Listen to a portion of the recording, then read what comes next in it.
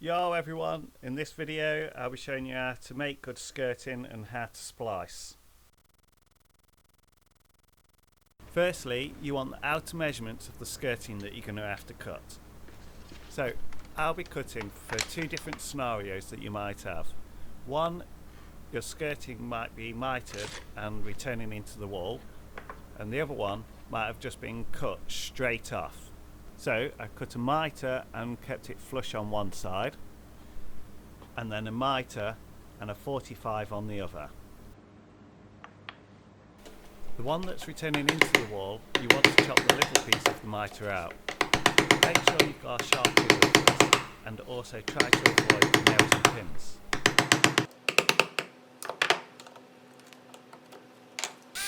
The battery drill with a drill bit can get any of the little awkward bits out.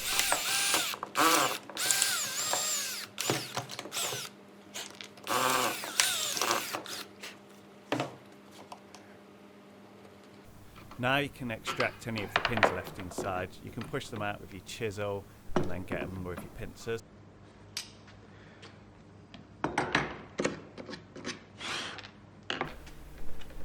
So now it's all cleared out, you can test your pieces to see whether they fit.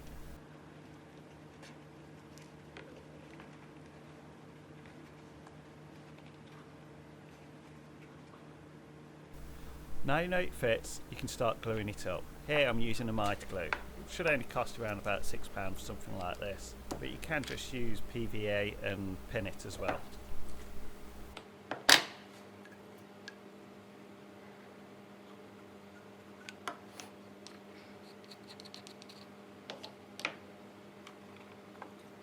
As you can see, put glue on one side and spray the other, and then you can put them together and it should stick nice and tight within seconds.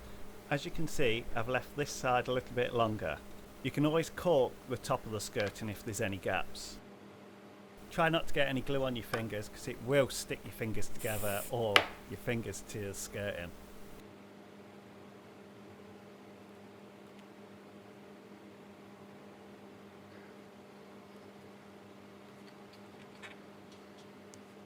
Now it's all glued, you want to prepare for filling it with 2-pack filler.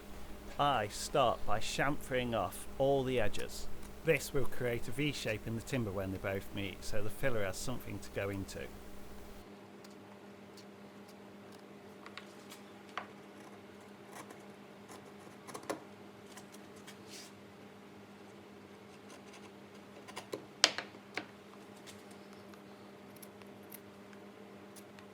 Right, I'm going to show you a little trick that I learned to make a pilot hole out of a pin that you're going to be using. Firstly, you want to get your pin and chop the end off it. Then it's ready for you to put it in the drill.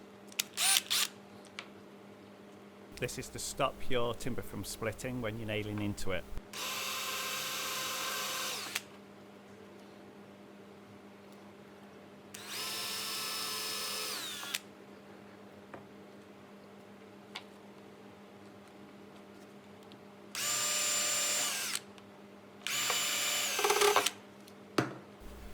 So now you've got to fix it. Personally, I would use some no-nails and Mitre glue. And if you can, pin it into the old skirting. You can screw it up, but then you run the risk of cracking the skirting board.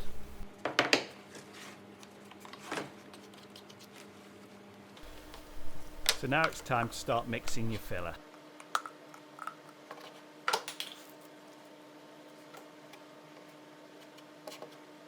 Make sure your filler goes right into the gaps, leaving it proud of the skirting board so you can sand it off.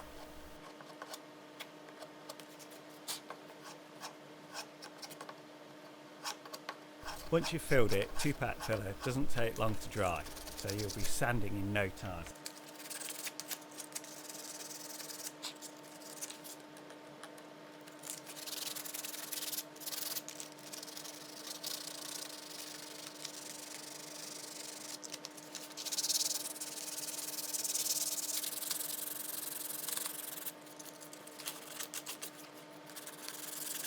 Once you feel it looks good, then you can stop and then you're ready to paint it. Before I finish, I'll just show you how to fix the skirting to the other skirting using the pinned pilot hole method.